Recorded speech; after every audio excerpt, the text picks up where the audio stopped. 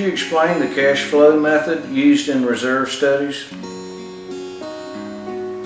There are two methods used in reserve studies: cash flow method and the component method, which is sometimes called the fully funded method.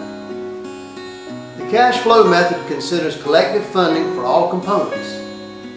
Funds are considered pooled into one account, just as they are in your reserve account. I know this sounds a little trivial, but the component method looks at this a little differently. Money is considered spent as needed, where needed, as each of your common elements reach time of replacement.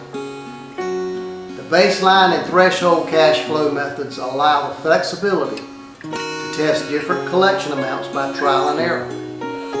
This is the big advantage of the cash flow methods.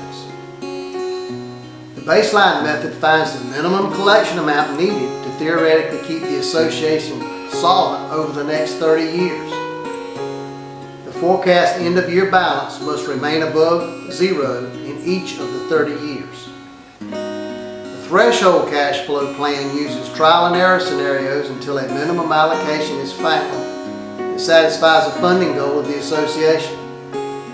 This method finds the collection amount needed to keep the year-end balance above a determined goal. In my mind, this is the most important part of the financial analysis. It actually finds the regular assessment that you need to collect to meet a determined goal in your 30-year study.